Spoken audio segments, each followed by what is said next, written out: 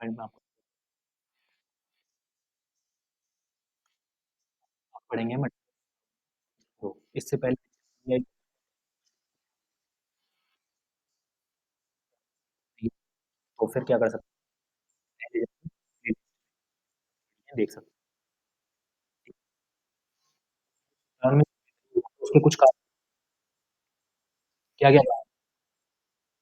सामाजिक राजनीतिक आर्थिक धार्मिक कारण थे, ठीक है। सामाजिक कारण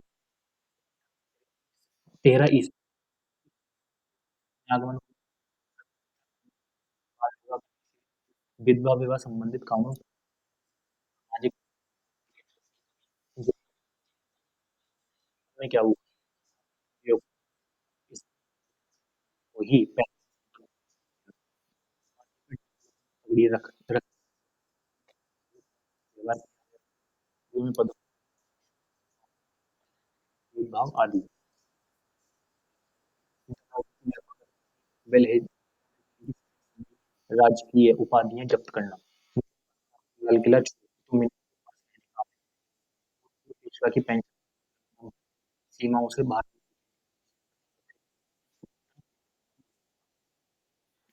क्या थे पर शोध परंपरागत भारत में कपड़ा उद्योग का बुरा प्रभाव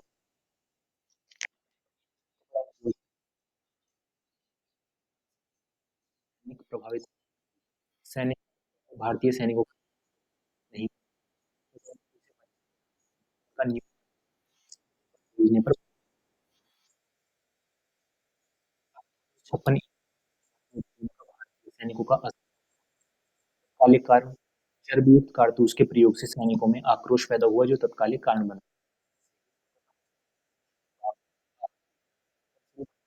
ईस्वी की शुरुआत हुई कारण 57 को छावनी 57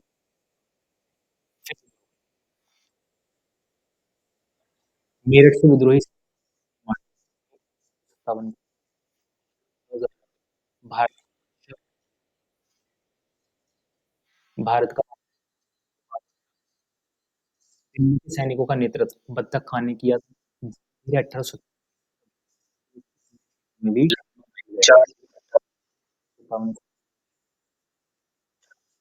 ने अल्पायु किया ब्रिटिश चार कानपुर में 5 विद्रोह नाना साहब या टोपे 1857 पटना में हुआ बेल्लौर में 24 1844 असफलता के कारण गठन एक आदि हुआ निजाम लेकर साथ देना अधिकांश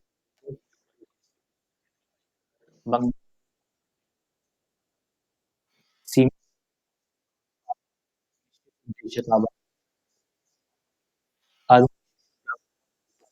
विद्रोहियों का साथ नहीं देना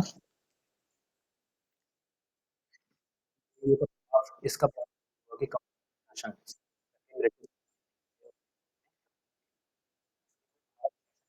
1858 भारत सरकार ने नियम 1858 हुआ कंपनी बोर्ड ऑफ डायरेक्टर्स समाप्त कर दी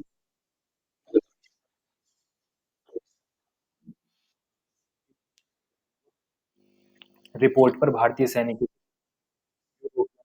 अनुपात बढ़ा दिया गया इसकी भर्ती हेतु रॉयल कमीशन का गठन किया गया का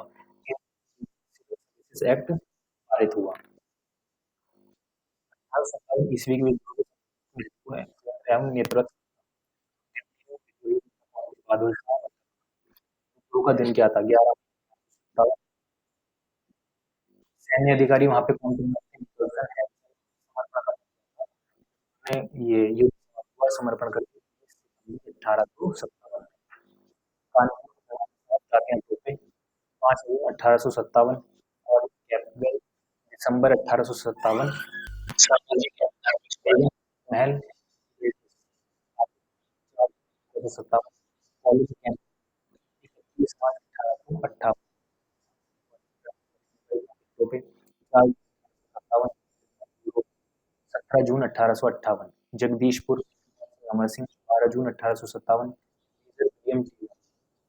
दिसंबर 1858 फैजाबाद 5 जून 1858 लियाकत अली 1857 कर्नल बरेली खान 1858 में सत्ता किया था भारत का पहले स्वतंत्रता संग्राम हिंदी साहित्य के दौरान राष्ट्रीय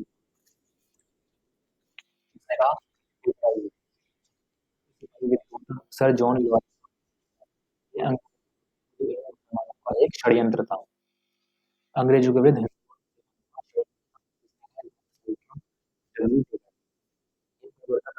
के बीच टी आर की क्रांति के समय ब्रिटेन के प्रधानमंत्री बन गए लॉर्ड राम अस्टिंग सुभाष चंद्र बोस के राजनीतिक ने 1857 उसके बाद आते थे सामाजिक और धार्मिक सुधार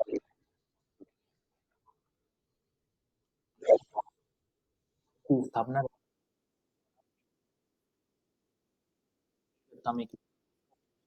तत्कालीन हिंदू समाज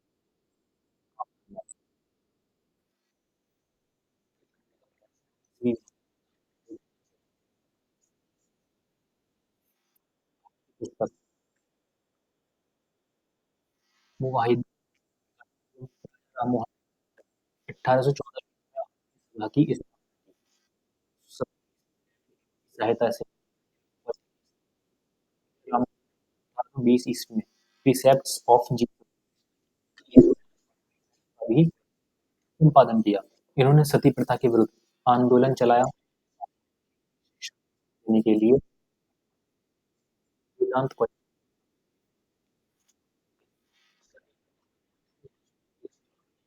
अकबर अपने दूत के रूप में तत्काल सम्राट विलियम 28 की मृत्यु हो गई ठीक है राम मोहन राय के मध्य सेतु भारतीय आधुनिक राजा राम मोहन राय को युगदूत की उपाधि से सम्मानित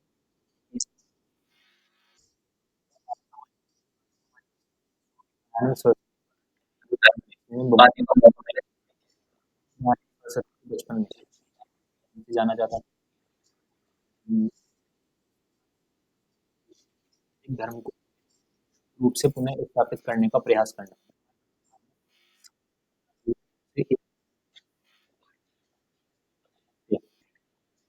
समाप्त करना था व्यवस्था भेदभाव का एक वेदों की ओर लौटो नारा किसने दिया स्वामी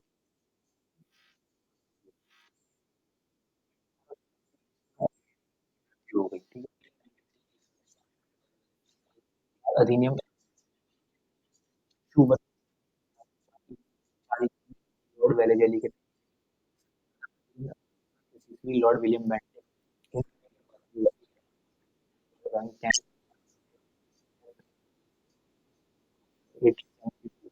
नॉर्थ ब्रूक शारदा एक्ट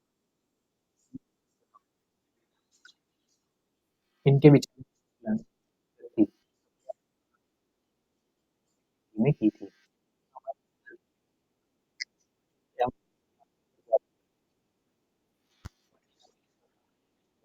दी लोगों को में आने का मौका मिला जिन्होंने किसी कारणवश कोई और दिया था मेगा पहला वर्ष की है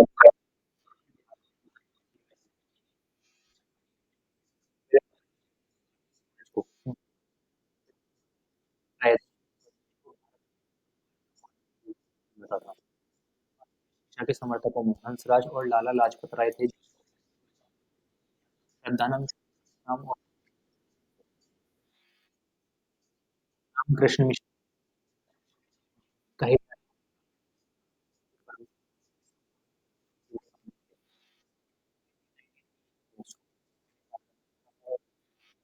में भाग लेकर संस्कृत एवं दर्शन से अवगत कराया था।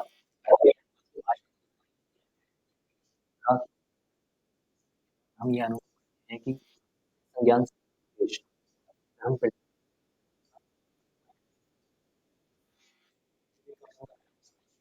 न्यूयॉर्क 1897 की स्थापना की और अल्मोड़ा की मायावती मुख्यालय चर्चा हेतु गए थे। ठीक है, फिर आ जाता है थियोसॉफिकल ईस्वी में एम करने ने की गई तीन अपना उद्देश्य जाति प्रथा में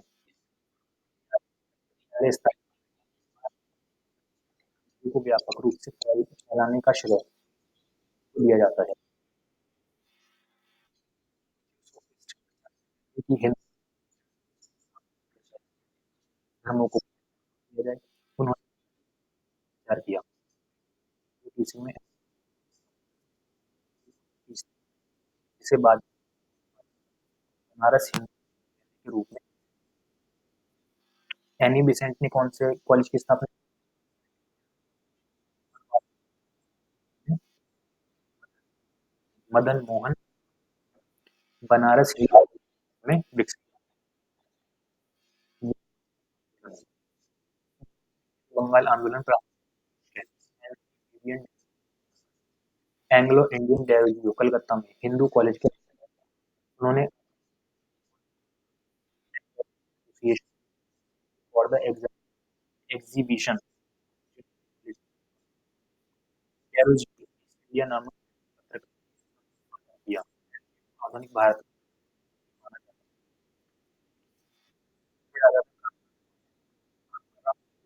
एटीन प्रार्थना समाज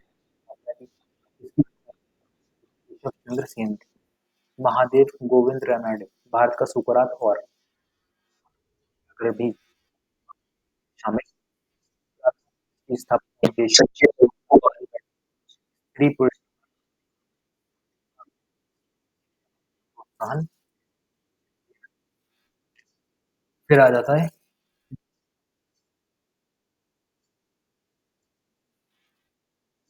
प्रमुख इस प्रचारित सैयद अहमद वर्ल्ड आंदोलन वाले पार्टी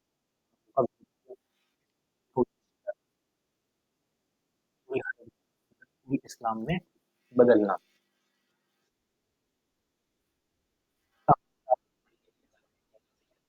सिख है केंद्र पटना नेता शाह आराम अली सैयद अहमद मोहसिन सैयद 18 अलीगढ़ आंदोलन चलाया। उन्होंने 1875 ईस्वी में अलीगढ़ में आंग्ल मुस्लिम स्कूल जिसे मोहम्मदन एंग्लो मुस्लिम विश्वविद्यालय के रूप में सामने आया। सैयद अजीब पत्रिका हिंदिया आंदोलन के उच्च स्वरूप को बहाल और तकनीकी मान्यता मिर्ज काजिनी नामक स्थान पर 1880 में कृष्ण कहते थे। कृष्ण और ईसा अवतार उन्होंने शुद्धि अहमद पश्चिमी मारवाड़ हिंदुओं के अधिक प्रभावित। फिर आगे के लिए धार्मिक नेता पश्चिमी संस्कृति मोहम्मद कासिम ये आंदोलन सहारनपुर उत्तर प्रदेश में 18 आंदोलन से अलीगढ़ वर्ष और लखनऊ में बतल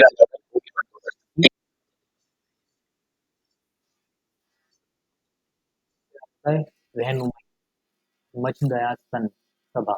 इस सभा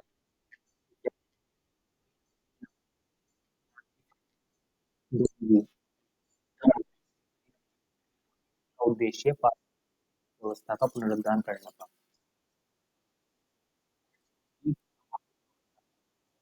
करना था।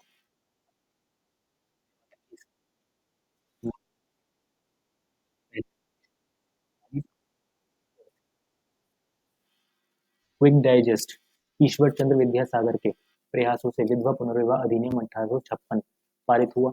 1849 ईस्वी में परमहंस मंडली की स्थापना हुई जिससे जुड़े नेता दादोबा पांडुरंग थे। विष्णु शास्त्री पंडित ने 1850 में विधवा विवाह संघ की स्थापना की। ज्योतिबा फूले ने 1873 ईस्वी में सत्य शोधक समाज की स्थापना की। ईवी रामास्वामी नायकर ने अछूतों के पक्ष में आत्मसम्मान आंदोलन शुरू किया। एहरार आंदोलन की शुरुआत 1910 ईस्वी के दशक में हुई थी। इससे जुड़े प्रमुख नेता थे मोहम्मद अली, हकीम फजल खान, हसन इमाम, जाफिर अली खान, मजहरुल हक आदि। डॉक्टर भीमराव अंबेडकर ने वर्ष 1920 में the all India depressed class federation तथा वर्ष 1924 में बंबई में बहिष्कृत हितकर्मी सभा की स्थापना की। छुआछूत के विरुद्ध वायकॉम सत्याग्रह केरल में चलाया गया था। फिर आ जाता है भूमि बंदोबस्त। स्थायी बंदोबस्त 1793 ईस्वी में लॉर्ड कॉर्नवालिस ने बंगाल, बिहार, उड़ीसा में स्थायी बंदोबस्त लागू किया, जो आगे चलकर बनारस, मद्रास के उत्तरी जिलों में भी लागू हो गई। इसके अंतर्गत समूचे ब्रिटिश भारत के क्षेत्रफल का लगभग 19% हिस्सा शामिल था। कितना? 19%। इस व्यवस्था द्वारा जमींदारों को भूमि का मालिक बना दिया गया। लगान वसूली का 10/11 भाग कंपनी को, 1/11 भाग जमींदारों का होता था। इस व्यवस्था से कंपनी की आय निश्चित हो गई और किसान मजदूर की स्थिति में भी पहुंच गए। कंपनी की आय निश्चित हो गई और किसान मजदूर की स्थिति में पहुंच गया। रैयतवाड़ी बंदोबस्त, इसका जन्मदाता थॉमस मुनरो था तथा कैप्टन रीड का माना जाता था। थॉमस मुनरो तथा कैप्टन रीड को माना जाता था। इससे सर्वप्रथम तमिलनाडु के बराम महल में लागू किया गया था। यह व्यवस्था मद्रास व बम्बई प्रेसिडेंसी में लागू की गई थी, जिसके अंतर्गत सरकार किसानों से प्रत्यक्ष रूप से एक निश्चित आय उपज का 33 से 55% तक प्राप्त करती थी। इस प्रकार इस व्यवस्था में किसान भूमि के वास्तविक स्वामी न बन सके, राज्य भूमि का स्वामित्व रखता था तथा भू राजस्व में वृद्धि कर सकता था। इसके अंतर्गत कुल ब्रिटिश भारत का 51% क्षेत्र शामिल था। 1831 के बाद विंगियर व गोल्ड स्मिथ ने रैयतवाड़ी व्यवस्था में सुधार किया। फिर आ जाती महलवाड़ी बंदोबस्त। इस व्यवस्था का जन्मदाता कौन था? Lord Mackenzie. कौन था? लॉर्ड मैकेंजी को माना जाता है। यह व्यवस्था 1822 ईस्वी में गंगा की घाटी, उत्तरी पश्चिमी प्रांतों, मध्य भारत के कुछ भागों तथा पश्चिम पंजाब में लागू की गई। इसमें राजस्व को स्थायी रूप से तय नहीं किया, बल्कि उसमें समय समय पर संशोधन का प्रावधान था। कुछ गांवों को मिलाकर महाल बनाता था। महाल के मुखिया को केवल भू राजस्व एकत्र करने का अधिकार था। इसके अंतर्गत ब्रिटिश भारत का 30% क्षेत्र आता था। ठीक है। फिर आ जाते हैं राष्ट्रीय स्वतंत्रता आंदोलन। ये सबसे ज्यादा इंपॉर्टेंट है टॉपिक, ठीक है। राष्ट्रीय स्वतंत्रता आंदोलन, भारतीय कांग्रेस राष्ट्रीय वो भारतीय राष्ट्रीय कांग्रेस 1885 को इसकी स्थापना हुई। सेवानिवृत्त सेवा से जो हट गए थे ब्रिटिश अधिकारी, हट गए थे मतलब पूरी हो गई थी उनकी सेवा। ब्रिटिश अधिकारी थे A.O. ह्यूम एवं राष्ट्रवादी नेताओं के प्रयासों से कांग्रेस का गठन 1885 ईस्वी में लॉर्ड डफरिन के समय हुआ। पहले इसका नाम इंडियन नेशनल यूनियन था। क्या था? Indian national union. दादा भाई नौरोजी ने इस संस्था का नाम कांग्रेस दिया। कांग्रेस को कांग्रेस किसने कहा? दादा भाई नौरोजी। भारतीय राष्ट्रीय कांग्रेस का पहला अधिवेशन दिसंबर 1885 बंबई में गोकुल दास तेजपाल संस्कृत महाविद्यालय में हुआ। पूर्व नियोजित स्थान पुणे था, किंतु वहां हैजा फैलने के कारण बंबई को चुन लिया था बाद में। इस अधिवेशन में कुल 72 सदस्यों ने हिस्सा लिया था। कितने? 72 सदस्य थे। व्योमेश चंद्र बनर्जी कांग्रेस के पहले अध्यक्ष बने थे। 1885 से 1905 ईस्वी तक कांग्रेस में उदारवादी नेताओं का दबदबा रहा, लेकिन आगे गर्मपंथी नेताओं ने प्रमुखता प्राप्त की। उदारवादी नेता संवैधानिक तरीके से भारत में सुधारों की मांग कर रहे थे, जबकि गर्मपंथी नेता स्वराज की मांग को मुख्य मुद्दा बनाना चाहते थे। दादा भाई नौरोजी, सुरेंद्रनाथ बनर्जी, फिरोज शाह मेहता, गोविंद रैनाडे, गोपाल कृष्ण गोखले इत्यादि उदारवादी कांग्रेसी नेता थे। गर्मपंथी कांग्रेसी नेताओं में बाल गंगाधर तिलक, विपिन चंद्र पाल, लाला लाजपत राय प्रमुख थे। वासराय कर्जन ने कांग्रेस के बारे में कहा कि कांग्रेस अपनी मौत की घड़ियां गिन रही है। भारत में रहते हुए मेरी एक सबसे बड़ी इच्छा है कि मैं उसे शांतिपूर्वक मरने में मदद करूं। भारतीय राष्ट्रीय कांग्रेस से पूर्व की संस्थाएं लैंड होल्डर सोसाइटी 1838 ईस्वी, बंगाल ब्रिटिश इंडिया सोसाइटी 1843 ईस्वी, ब्रिटिश इंडियन एसोसिएशन 1851 ईस्वी, मद्रास नेटिव एसोसिएशन 1852 ईस्वी, ईस्ट इंडिया एसोसिएशन 1866 ईस्वी, इंडियन एसोसिएशन 1876 ईस्वी, बम्बई प्रेसिडेंसी एसोसिएशन 1885। फिर बंगाल विभाजन 1905 ईस्वी। बंगाल में जारी राष्ट्रीय चेतना को समाप्त करने के उद्देश्य से लॉर्ड कर्जन ने 20 जुलाई 1905 को बंगाल विभाजन की घोषणा की। लॉर्ड कर्जन ने 20 जुलाई 1905 को बंगाल विभाजन की घोषणा की, जो 16 अक्टूबर 1905 से प्रभावी हो गया।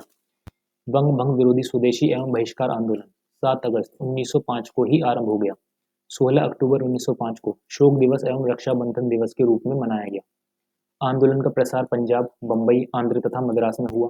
1905 ईस्वी के बाद अनेक समाचार पत्र संध्या, युगांतर, काल आदि क्रांतिकारी राष्ट्रवाद का समर्थन करने लगे। अप्रैल 1908 में खुदीराम बोस और प्रफुल्ल चाकी द्वारा मुजफ्फरपुर के जज किंग्सफोर्ड को मारने की कोशिश की गई। कलकत्ता से दिल्ली राजधानी परिवर्तन के समय वायसराय होर्डिंग पर फेंके गए बम की योजना रास बिहारी बोस ने की थी। स्वदेशी व स्वराज 1905 से 1906 लाल बाल पाल अरविंद घोष के प्रयासों के फलस्वरूप स्वदेशी व स्वराज की मांग की गई। 1905 ईस्वी के बनारस अधिवेशन में गोपाल कृष्ण गोखले की अध्यक्षता में कांग्रेस ने स्वदेशी तथा 1906 ईस्वी के कलकत्ता अधिवेशन में दादा भाई नौरोजी की अध्यक्षता में कांग्रेस ने स्वराज की मांग रखी। फिर आ जाते हैं मुस्लिम लीग 1906 ईस्वी में सलीमुल्लाह खां और आगा खां के नेतृत्व में ढाका में मुस्लिम लीग की स्थापना हुई, जिसका उद्देश्य ब्रिटिश सरकार के प्रति मुसलमानों की निष्ठा में वृद्धि करना तथा मुसलमानों के राजनीतिक अधिकारों की रक्षा करना था। मुस्लिम लीग के प्रथम अध्यक्ष वकार उल मुल्क मुश्ताक हुसैन थे। नवाब सलीमुल्लाह खां इसके संस्थापक अध्यक्ष थे। कांग्रेस में विभाजन 1907 ईस्वी 1907 ईस्वी में कांग्रेस का वार्षिक अधिवेशन सूरत में आयोजित किया गया। इस अधिवेशन में उदारवादी तथा उग्रवादी कांग्रेसी नेताओं के बीच वैचारिक मतभेद सामने आया। सूरत के विभाजन का तत्कालिक कारण अध्यक्षों के चुनाव का मुद्दा था। इस अधिवेशन का अध्यक्ष रास बिहारी घोष बने थे। राजधानी परिवर्तन 1911 ईस्वी ब्रिटेन के सम्राट जॉर्ज पंचम का दिल्ली आगमन हुआ, जिसके स्वागत में भव्य दिल्ली दरबार का आयोजन किया गया। बंगाल विभाजन रद्द करने और एवं राजधानी को दिल्ली स्थानांतरित करने की घोषणा हुई। 1 अप्रैल 1912 को दिल्ली को कलकत्ता की जगह भारत की नई राजधानी बनाया गया। ताना भगत आंदोलन 1914 ईस्वी। ताना भगत आंदोलन बिहार के दक्षिणी भाग अब झारखंड में 1914 ईस्वी में आरंभ हुआ। यह आदिवासियों को पहला आंदोलन था जिसमें सत्याग्रह को महत्व दिया गया। इस आंदोलन को जतरा भगत नामक व्यक्ति ने नेतृत्व प्रदान किया। यह आंदोलन ऊंची भू राजस्व दर तथा चौकीदारी कर के विरुद्ध आरंभ हुआ था। कामागाटामारू प्रकरण। कामागाटामारू प्रकरण 1914 कनाडा में भारतीय के प्रवेश से संबंधित विवाद था। इसी संदर्भ में भारत के गुरुदीप सिंह ने कामागाटामारू जहाज पर 376 यात्रिकों को लेकर कनाडा की ओर प्रस्थान किया, परंतु कनाडा सरकार ने यात्रियों को उतरने से मना कर दिया। उसके बाद आ जाता है लखनऊ समझौता 1916 ईस्वी। 1916 ईस्वी में मुस्लिम लीग के नेता मोहम्मद अली जिन्ना कांग्रेस नेताओं के बीच समझौता हुआ, जिसके बाद एक संयुक्त समिति का गठन किया गया। 1916 ईस्वी में मुस्लिम लीग तथा कांग्रेस का संयुक्त अधिवेशन लखनऊ में हुआ। इसकी अध्यक्षता अंबिका चरण मजूमदार ने की। लखनऊ अधिवेशन 1916 की दो महत्वपूर्ण घटनाएं थी। उग्रवादियों को जिन्हें पिछले 9 वर्ष से कांग्रेस से निष्कासित कर दिया गया था, एक बार फिर कांग्रेस में पुनः प्रवेश तथा कांग्रेस और मुस्लिम लीग के बीच ऐतिहासिक मुस्लिम लखनऊ समझौता। लखनऊ समझौते के द्वारा कांग्रेस ने पहली बार मुसलमानों के लिए पृथक निर्वाचन मंडल की मांग की, औपचारिक रूप से स्वीकार कर ली, जो कालांतर में एक बड़ी भूल सिद्ध हुई। कांग्रेस के लखनऊ सम्मेलन में उग्रवादी और उदारवादियों को पुनः एक करने में तिलक और एनी बेसेंट की भूमिका महत्वपूर्ण थी। होम रूल लीग आंदोलन 1916। भारत में सबसे पहले होम रूल लीग की स्थापना 28 अप्रैल 1916 में बाल गंगाधर तिलक ने बेलगांव पूना में की। जोसेफ बैप्टिस्टा इसके अध्यक्ष थे। तिलक ने मराठा तथा केसरी नामक समाचार पत्रों का संपादन किया।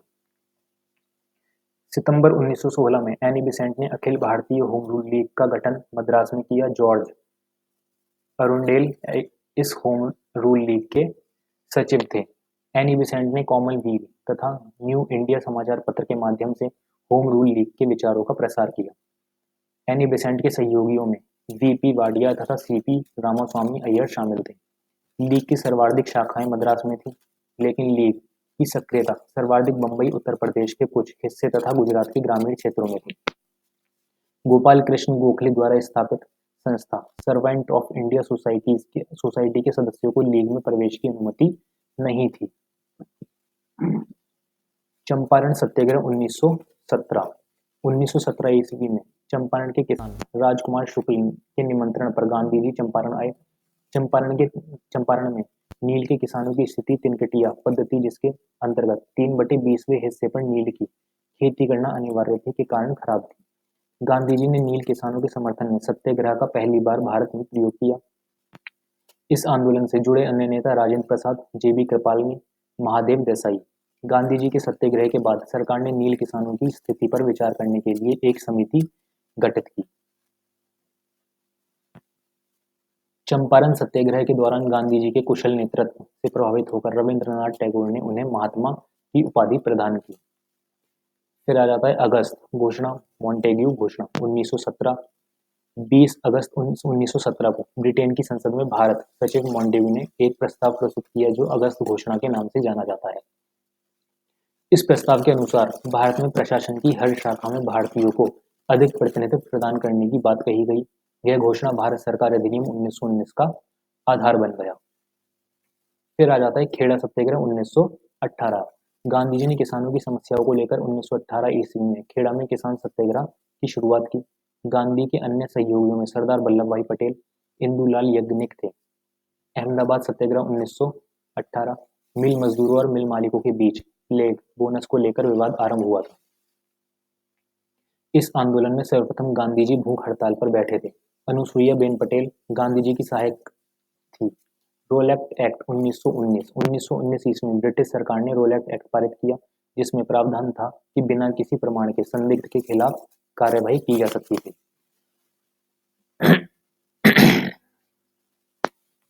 इसे आतंकवादी अपराध अधिनियम भी कहा गया। भारतीय नेताओं ने इसे काला कानून माना। 6 अप्रैल 1919 को रोलैक्ट एक्ट के विरुद्ध देश भर में हड़ताल की गई। गांधी जी ने इस कानून के विरोध में सत्याग्रह आंदोलन का प्रस्ताव कांग्रेस में पारित किया। जलियांवाला बाग हत्याकांड 1919। रोलैक्ट एक्ट के विरोध में आयोजित प्रदर्शन के दौरान पंजाब के लोकप्रिय नेता सैफुद्दीन किचलू और सत्यपाल को गिरफ्तार किया गया था। इस गिरफ्तारी के विरोध में 13 अप्रैल 1919 को अमृतसर के जलियांवाला बाग में एक जनसभा आयोजित की गई, जिस पर जनरल आर डायर ने गोलियां चलवाईं। इसमें सैकड़ों लोग मारे गए। वायसराय की कार्यकारिणी के सदस्य शंकर नारायण ने इस हत्याकांड के विरोध में इस्तीफा दे दिया। रविंद्रनाथ ठाकुर ने नाइट की उपाधि वापस कर दी। दीनबंधु C.F. एंड्रूज ने इस हत्याकांड को जानबूझकर की गई क्रूर हत्या की संज्ञा दी। इस हत्याकांड की जांच हेतु सरकार ने हंटर समिति नियुक्त की, जिसके सदस्य थे lord Hunter, mister justice Rankin, mister Rice, sir George Barrow, sir Thomas Smith, sir Chimanlal Setalvad, Sahibzada Sultan Ahmed तथा जगत नारायण। खिलाफत आंदोलन 1920 ईस्वी प्रथम विश्व युद्ध के बाद वायसराय की संधि के प्रावधानों के अनुसार तुर्की में खलीफा के पद को समाप्त कर दिया गया, जिसके कारण खलीफत आंदोलन भड़का। 17 अक्टूबर 1919 को अखिल भारतीय स्तर पर खिलाफत कमेटी का गठन किया गया। 1919 ईस्वी में मोहम्मद अली तथा शौकत अली ने अखिल भारतीय खिलाफत कमेटी का गठन किया। अबुल कलाम आजाद ने अपनी पत्रिका अल हिलाल और कामरेड के माध्यम से खिलाफत आंदोलन का प्रचार किया। 1919 ईस्वी में दिल्ली में आयोजित अखिल भारतीय खिलाफत कमेटी के अधिवेशन में गांधी जी ने भाग लिया और अध्यक्ष बने। असहयोग आंदोलन 1920 से 1922 1920 ईस्वी में लाला लाजपत राय की अध्यक्षता में हुए कलकत्ता अधिवेशन में असहयोग आंदोलन का प्रस्ताव पारित किया गया। कांग्रेस के नागपुर अधिवेशन में इसकी पुष्टि कर दी गई। असहयोग आंदोलन का प्रस्ताव गांधी जी ने तैयार किया था। असहयोग आंदोलन के प्रस्ताव प्रारंभ के दिन ही तिलक की मृत्यु 1 अगस्त 1920 को हो गई। इसके बाद तिलक कोष का गठन किया गया, जिसमें 1 करोड़ रुपए एकत्र किए गए। गांधी जी इस दौरान बहिष्कार की घोषणा की। विद्यार्थियों ने विद्यालय, वकीलों ने अदालतों का बहिष्कार किया। मोहम्मद अली पहले नेता थे जिन्हें सर्वप्रथम असहयोग आंदोलन में गिरफ्तार किया गया। शिक्षा संस्थाओं का असहयोग आंदोलन के समय सर्वाधिक बहिष्कार बंगाल में हुआ। गांधी जी ने केसर हिंद की उपाधि लौटा दी। 17 नवंबर 1921 को प्रिंस ऑफ वेल्स के आगमन पर देश में सार्वजनिक हड़ताल की गई। 5 फरवरी 1922 को चौरी चौरा में आंदोलनकारियों द्वारा पुलिस स्टेशन को जलाए जाने के बाद गांधी जी ने असहयोग आंदोलन स्थगित करने की घोषणा की। फिर आ जाता है स्वराज पार्टी 1923। असहयोग आंदोलन के स्थगित होने के बाद मोतीलाल नेहरू, C.R. दास, N.C. केलकर ने इलाहाबाद में 1923 ईस्वी में स्वराज पार्टी का गठन किया। स्वराज पार्टी ने 1923 ईस्वी में हुए विधान परिषद चुनावों में भाग लिया तथा अच्छी सफलता प्राप्त की। 1925 ईस्वी में विट्ठल भाई पटेल का सेंट्रल लेजिस्लेटिव असेंबली का अध्यक्ष चुना जाना स्वराजियों की एक महत्वपूर्ण उपलब्धि थी। साइमन कमीशन 1927 से 1928 8 नवंबर 1927 को साइमन कमीशन का गठन किया गया। इस कमीशन के सभी 7 सदस्य ब्रिटिश थे। इस आयोग का कार्य 1919 के अधिनियम की व्यावहारिक सफलता का पता लगाना था। किसी भारतीय को शामिल नहीं करने के कारण भारत में इस कमीशन का तीव्र विरोध हुआ। 3 फरवरी 1928 को साइमन कमीशन के बम्बई पहुंचने पर हड़ताल आयोजित की गई। लाहौर में साइमन कमीशन का विरोध करते हुए पुलिस की लाठी से लाला लाजपत राय घायल हुए, जिनकी बाद में 1928 ईस्वी में मृत्यु हो गई। इस पुलिस कार्यवाही का नेतृत्व सैंडर्स ने किया था। किसने किया था? सैंडर्स ने किया था। मोतीलाल नेहरू की अध्यक्षता में नेहरू रिपोर्ट 1928। मोतीलाल नेहरू की अध्यक्षता में एक समिति गठित की गई, जिसके अध्यक्ष थे सर अली इमाम, तेज बहादुर संप्रभु, मंगल सिंह, सुभाष चंद्र बोस, N.M. जोशी आदि, जिसने संविधान के सिद्धांतों को निर्धारित किया। नेहरू रिपोर्ट 28 अगस्त 1928 को प्रकाशित हुई। इसमें डोमिनियन स्टेट्स, केंद्र में द्विसदनात्मक व्यवस्था, प्रांतीय स्वतंत्रता को स्वीकृति दी गई। मुस्लिम लीग ने नेहरू रिपोर्ट के प्रावधानों को खारिज कर दिया। सिख समुदाय भी इससे संतुष्ट नहीं था।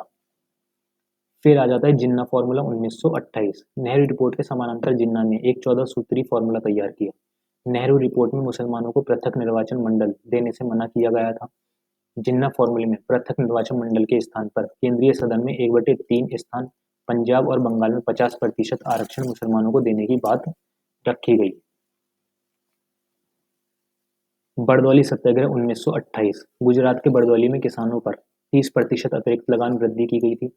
इसका किसानों ने विरोध किया। बरदौली के किसानों के आंदोलन का नेतृत्व वल्लभ भाई पटेल ने किया। महिलाओं ने प्रमुख रूप से भाग लिया। सरकार ने 30% लगान वृद्धि को वापस लिया तथा इस वृद्धि को 6.3% रहने दिया। बरदौली सत्याग्रह की सफलता के बाद यहाँ की महिलाओं ने वल्लभ भाई पटेल को सरदार की उपाधि दी। लाहौर अधिवेशन 1929 ईस्वी में लाहौर में कांग्रेस का वार्षिक अधिवेशन आयोजित हुआ। इसकी अध्यक्षता जवाहरलाल नेहरू ने की और 31 दिसंबर 1929 को रावी नदी के तट पर तिरंगा झंडा फहराया गया। कांग्रेस के लाहौर अधिवेशन में नेहरू रिपोर्ट को पूरी तरह से निरस्त घोषित किया गया। इस अधिवेशन में पूर्ण स्वराज को कांग्रेस का अंतिम लक्ष्य निर्धारित किया गया।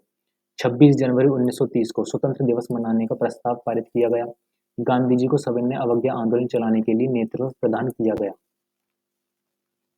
गांधी जी की 11 सूत्रीय मांगे रुपए की विनिमय दर घटाकर 1 शिलिंग 4 पैसे की गई। लगान में 50% की कमी की जाए। सिविल सर्विस की तनख्वाह आधी कर दी जाए। फौजी खर्च में कम से कम 50% की कमी की जाए। रक्षात्मक शुल्क लगाए जाएं और विदेशी कपड़ों का आयात नियंत्रित किया जाए। तटीय यातायात विधेयक पास किया जाए। CID गुप्तचर और पुलिस विभाग खत्म कर दिया जाए और उस पर सार्वजनिक नियंत्रण हो। हिंदुस्तानियों को तो आत्मरक्षा के लिए हथियार रखने का लाइसेंस दिया जाए। नमक पर सरकारी इजारेदारी और नमक टैक्स को खत्म किया जाए। नशीली वस्तुओं का विक्रय बंद किया जाए। उन सब राजनीतिक कैदियों को छोड़ दिया जाए जिन पर हत्या करने या हत्या के प्रयत्न का अभियोग नहीं है। फिर आ जाता है दांडी मार्च 1930। 12 मार्च 1930 को गांधी जी ने 78 अनुयायियों के साथ, जिनमें वेब मिलर अमेरिकी भी एक था, साबरमती आश्रम से दांडी तक की यात्रा की। इस यात्रा का उद्देश्य नमक कानून का उल्लंघन करना था। इस कारण इसे नमक सत्याग्रह भी कहा जाता है। 6 अप्रैल 1930 को नमक कानून तोड़कर गांधी जी ने सविनय अवज्ञा आंदोलन आरंभ कर दिया।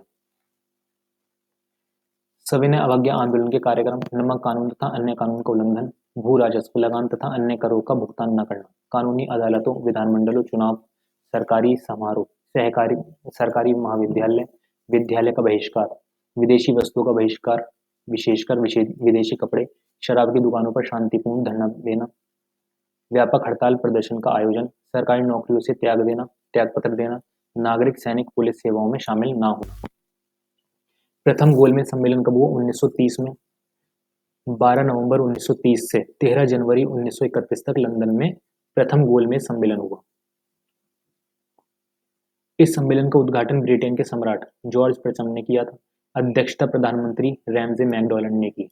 इस सम्मेलन में कांग्रेस ने भाग नहीं लिया।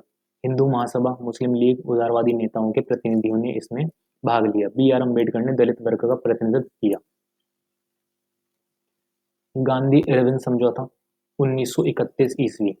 5 मार्च 1931 को गांधी जी तथा तत्कालीन वायसराय इरविन के बीच एक समझौता पत्र हस्ताक्षर हुए। इसे दिल्ली समझौता पे ही कहा जाता है। इस समझौते में गांधी जी की मांगों को मान लिया गया। कांग्रेस की ओर से सविनय अवज्ञा आंदोलन वापस लेने का आश्वासन दिया गया तथा गांधी जी ने द्वितीय गोलमेज में भाग लेने का प्रस्ताव मान लिया। जिस समय कांग्रेस का कराची अधिवेशन चल रहा था, उसी समय भगत सिंह, राजगुरु, सुखदेव को फांसी पर चढ़ाने की तैयारी की जा रही थी। द्वितीय गोलमेज सम्मेलन 1931। 7 सितंबर से 1 दिसंबर 1931 तक सम्मेलन का आयोजन लंदन में किया गया। गांधी जी ने कांग्रेस के प्रतिनिधि के रूप में इस सम्मेलन में भाग लिया। द्वितीय गोलमेज सम्मेलन असफल रहा। भारत वापस आकर गांधी जी ने पुनः सविनय अवज्ञा आंदोलन आरंभ किया। दक्षिणपंथी नेता विंस्टन चर्चिल ने गांधी जी को देशद्रोही फकीर कहा। फिर द्वितीय गोलमेज सम्मेलन में मदन मोहन मालवीय और एनी बेसेंट ने खुद के खर्च पर हिस्सा लिया। सांप्रदायिक पांचाट, कम्युनल अवार्ड 1932। 16 अगस्त 1932 को तत्कालीन ब्रिटिश प्रधानमंत्री रैमजे मैकडॉनल्ड ने कम्युनल अवार्ड जारी किए। कम्युनल अवार्ड में मुसलमानों, सिखों, भारतीय ईसाइयों के साथ दलित वर्गों के लिए भी पृथक निर्वाचन पद्धति लागू की गई। पूना पैक्ट 1932 ईस्वी। महात्मा गांधी ने दलितों को पृथक निर्वाचक मंडल प्रदान करने वाले कम्युनल अवार्ड का विरोध करने के लिए 20 सितंबर 1932 को यरवदा जेल में आमरण अनशन आरंभ किया। मदन मोहन मालवीय के प्रयासों से 24 सितंबर 1932 को BR अम्बेडकर तथा गांधी जी के बीच एक समझौता हुआ, जिसमें दलितों के लिए 71 स्थान की जगह सुरक्षित स्थानों की संख्या 148 करने तथा संयुक्त निर्वाचक मंडल स्वीकार करने की बात कही गई। इसे पूना पैक्ट कहा गया। केंद्रीय विधानमंडल में 18% सीटें दलित वर्ग के लिए आरक्षित की गई। तृतीय गोलमेज सम्मेलन 1932। 17 नवंबर 1932 से 24 नवंबर 1932 तक लंदन में तीसरे गोलमेज सम्मेलन का आयोजन किया गया। भारतीय राष्ट्रीय कांग्रेस ने इस गोलमेज सम्मेलन का विरोध करते हुए बहिष्कार किया। तीसरे गोलमेज सम्मेलन में भारत सरकार अधिनियम 1935 को अंतिम रूप प्रदान किया गया। डॉक्टर भीमराव अंबेडकर ने तीनों गोलमेज सम्मेलनों में भाग लिया। क्रांतिकारी राष्ट्रवादी आंदोलन। भारत में कांग्रेसी राष्ट्रवाद के समानांतर क्रांतिकारी राष्ट्रवाद का भी विकास हुआ। 1922 ईस्वी के बाद असहयोग आंदोलन से उत्साहित युवकों ने क्रांतिकारी गतिविधियों में भाग लिया। अक्टूबर 1924 में चंद्रशेखर आजाद की अध्यक्षता में हिंदुस्तान रिपब्लिक एसोसिएशन की स्थापना कानपुर में हुई। कहाँ पे हुई? कानपुर में हिंदुस्तान रिपब्लिक एसोसिएशन। इसके मुख्य कार्यकर्ता राम प्रसाद मिसविल, सचिंद्र नाथ सान्याल, अशफाक उल्ला खां और रोशन सिंह। इस संस्था के सदस्यों ने 9 अगस्त 1925 को लखनऊ के निकट काकोरी में सरकारी खजाने को ले जाती हुई 8 डाउन रेलगाड़ी को लूटा। काकोरी कांड के आरोप में राम प्रसाद मिसविल, अशफाक उल्ला खां, रोशन लाल, राजेंद्र लिहाड़ी को फांसी दी गई। अशफाक उल्ला खां स्वतंत्र संग्राम में फांसी पर लटकने वाले प्रथम मुसलमान थे। चंद्रशेखर आजाद तथा भगत सिंह के नेतृत्व में 1928 ईस्वी में हिंदुस्तान सोशलिस्ट रिपब्लिकन एसोसिएशन की स्थापना दिल्ली में की गई। साइमन कमीशन के विरोध में लाला लाजपत राय पर लाठीचार्ज करने वाले पुलिस अधिकारी सैंडर्स की लाहौर में 17 दिसंबर 1928 को भगत सिंह, राजगुरु, चंद्रशेखर आजाद ने हत्या कर दी। भगत सिंह तथा बटुकेश्वर दत्त ने 8 अप्रैल 1929 को केंद्रीय असेंबली पर बम फेंका। 27 फरवरी 1931 को चंद्रशेखर आजाद इलाहाबाद के एल्फर्ड पार्क में एक पुलिस मुठभेड़ में शहीद हुए। 23 मार्च 1931 को भगत सिंह, सुखदेव और राजगुरु को लाहौर जेल में फांसी दे दी गई। बंगाल में सूर्य सेन ने इंडियन रिपब्लिकन आर्मी का गठन किया। यह संस्था चटगांव में क्रियाशील थी। सचिंद्र नाथ सान्याल बंदी जीवन नामक पुस्तक लिखी। भगत सिंह ने मैं नास्तिक क्यों हूं नामक पुस्तक लिखी। प्रांतीय विधानमंडल चुनाव 1937 ईस्वी। 1937 ईस्वी में प्रांतीय विधानमंडलों के चुनाव हुए, जिसमें कांग्रेस ने 8 प्रांतों में सरकार का गठन किया। 1939 ईस्वी में कांग्रेस मंत्री परिषदों ने द्वितीय विश्व युद्ध में भारत को शामिल करने के विरोध में इस्तीफा दिया। देश में आपातकाल लगाया गया। 15 नवंबर 1939 को प्रांतीय मंत्रिमंडल के इस्तीफे के बाद मुस्लिम लीग ने 22 दिसंबर 1939 को मुक्ति दिवस के रूप में मनाया। 1939 ईस्वी में सुभाष चंद्र बोस ने कांग्रेस के अध्यक्ष पद से त्यागपत्र देकर फॉरवर्ड ब्लॉक नामक संगठन बनाया। गांधी जी ने 17 अक्टूबर 1940 को व्यक्तिगत सत्याग्रह आरंभ किया। विनोबा भावे पहले सत्याग्रही थे, जवाहरलाल नेहरू दूसरे सत्याग्रही थे। अगस्त प्रस्ताव 1940 ईस्वी। 8 अगस्त 1940 को तत्कालीन वायसराय लॉर्ड लिनलिथगो ने अगस्त प्रस्ताव की घोषणा की। इस प्रस्ताव में युद्ध संबंधी विषयों पर विचार के लिए युद्ध परामर्श समिति के गठन का प्रस्ताव रखा गया। भारतीयों को वायसराय की कार्यकारिणी में प्रतिनिधित्व देने के लिए इसके विस्तार की योजना सामने रखी। Quick digest. आजाद हिंद फौज की स्थापना का श्रेय कैप्टन मोहन सिंह को दिया जाता है। जुलाई 1943 में सुभाष चंद्र को आजाद हिंद फौज का सर्वोच्च सेनापति बनाया गया। सुभाष चंद्र बोस ने लक्ष्मीबाई के नाम पर रानी झांसी रेजिमेंट महिलाओं के लिए स्थापित की। आजाद हिंद फौज के 3 और ब्रिगेड का नाम Subhash brigade, Nehru brigade, Gandhi brigade रखा गया। 21 अक्टूबर 1943 में सिंगापुर में आजाद हिंद सरकार की स्थापना की। आजाद हिंद फौज की गिरफ्तार सहगल, ढिल्लो, शहनवाज खान पर लाल किले में मुकदमा चलाया गया। पाकिस्तान की मांग 1940 ईस्वी। मुसलमानों के लिए पृथक राष्ट्र का सुझाव सबसे पहले प्रसिद्ध शायर इकबाल ने 1930 ईस्वी में मुस्लिम लीग के इलाहाबाद अधिवेशन में दिया था। पाकिस्तान नाम कैम्ब्रिज विश्वविद्यालय में पढ़ने वाले रहमत अली ने दिया था। मोहम्मद अली जिन्ना 23 मार्च 1940 को मुस्लिम लीग के लाहौर अधिवेशन में पाकिस्तान की मांग की। Cripps mission 1942। क्रिप्स मिशन 1942 ईस्वी में भारत आया। इस मिशन का उद्देश्य भारत को ब्रिटेन के पक्ष में द्वितीय विश्व युद्ध में शामिल करना था। युद्ध के उपरांत भारत को डोमिनियन स्टेट्स देने की बात स्वीकार की गई। गांधी जी ने क्रिप्स मिशन को उत्क्रांतिक तिथि का चेक, पोस्ट डेटेड चेक कहा। भारत छोड़ो आंदोलन 1942 ईस्वी। अगस्त प्रस्ताव तथा क्रिप्स मिशन की असफलता के बाद भारत छोड़ो आंदोलन आरंभ किया गया। 8 अगस्त 1942 को बम्बई के ग्वालियर टैंक में कांग्रेस का अधिवेशन आयोजित किया गया। 8 अगस्त 1942 को गांधी जी ने करो या मरो का नारा दिया। कांग्रेस के सभी बड़े नेता गिरफ्तार किए गए। गांधी जी को पूना के आगा खां महल में रखा गया। मुस्लिम लीग ने भारत छोड़ो आंदोलन का समर्थन नहीं किया तथा तटस्थता बनाए रखी। जयप्रकाश नारायण, राम मनोहर लोहिया, अरुणा असफ अली ने भूमिगत रहकर आंदोलन का नेतृत्व किया। उषा मेहता ने कांग्रेस रेडियो संचालन का कार्य किया।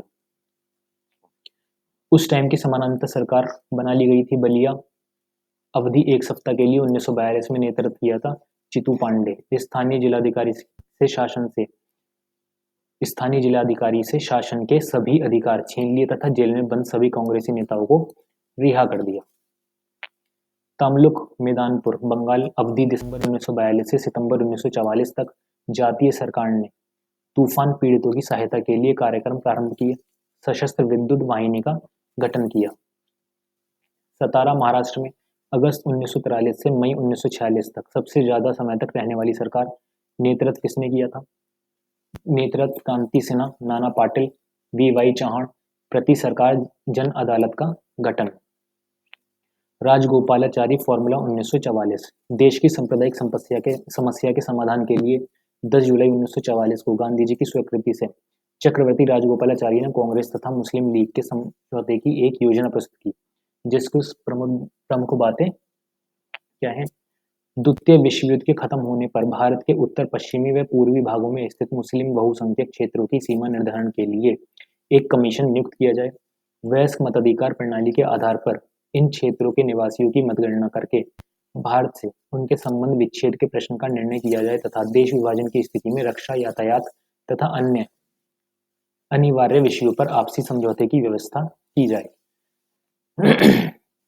मुस्लिम लीग भारतीय स्वतंत्रता की मांग का समर्थन कर व अस्थायी सरकार के गठन में कांग्रेस के साथ सहयोगी की भूमिका निभाई। उपरोक्त शर्तें तभी मानी जा सकती हैं जब ब्रिटेन भारत को पूर्ण रूप से स्वतंत्र प्रदान करेगा। वेवल योजना 1945। 4 जून 1945 को वेवल योजना का प्रस्ताव रखा गया। इस प्रस्ताव में वायसराय की कार्यकारिणी परिषद को पुनर्गठित किया गया, जिसमें सभी दलों को प्रतिनिधित्व देने की बात की गई। युद्ध के उपरांत भारत को स्वयं संविधान बनाने की जिम्मेदारी देनी थी। शिमला 1945। वेवल प्रस्ताव पर विचार विमर्श हेतु शिमला में 25 जून 1945 को शिमला सम्मेलन का आयोजन किया गया। इसमें जिन्ना ने यह मांग रखी कि प्रस्तावित परिषद में मुस्लिम सदस्यों को नामित करने का अधिकार केवल मुस्लिम लीग का हो। इसमें यह भी प्रावधान किया गया कि यदि किसी निर्णय पर मुसलमानों की आपत्ति हो तो उसे केवल 2/3 बहुमत से या किसी अन्य प्रकार की ऐसी व्यवस्था के द्वारा ही लागू किया जाए। शिमला वार्ता विफल हो गई। कांग्रेस तथा ब्रिटिश सरकार दोनों इससे सहमत नहीं थे। Cabinet mission 1946। 15 फरवरी 1946 को भारतीय संविधान सभा की स्थापना के लिए कैबिनेट मिशन भारत भेजा गया। कैबिनेट मिशन 24 मार्च 1946 को दिल्ली पहुंचा। इसके 3 सदस्य Stafford Cripps, Pethick Lawrence, A V. Alexander थे। जुलाई 1946 में कैबिनेट मिशन योजना के तहत संविधान सभा के सदस्यों का चुनाव हुआ। मुस्लिम लीग ने कैबिनेट मिशन योजना को एक स्वीकृति दी। 16 अगस्त 1946 को प्रत्यक्ष कार्यवाही दिवस मनाया। कैबिनेट मिशन के प्रस्ताव पर भारतीय संविधान सभा का गठन हुआ। माउंटबेटन योजना 1947। 20 फरवरी 1947 को ब्रिटिश प्रधानमंत्री एटली ने जून 1948 तक भारत को स्वतंत्र करने की घोषणा की। 22 मार्च 1947 को लॉर्ड माउंटबेटन को भारत का वायसराय बनाया गया। 3 जून 1947 को उसने भारत विभाजन संबंधी प्रस्ताव रखा, जिसे माउंटबेटन प्लान कहा जाता है। 4 जुलाई 1947 को माउंटबेटन प्लान पर आधारित भारतीय स्वतंत्रता विधेयक ब्रिटिश संसद में पेश किया गया, जो 18 जुलाई 1947 को पारित हुआ। और इसी के साथ मॉडर्न हिस्ट्री भी कंप्लीट हो गई।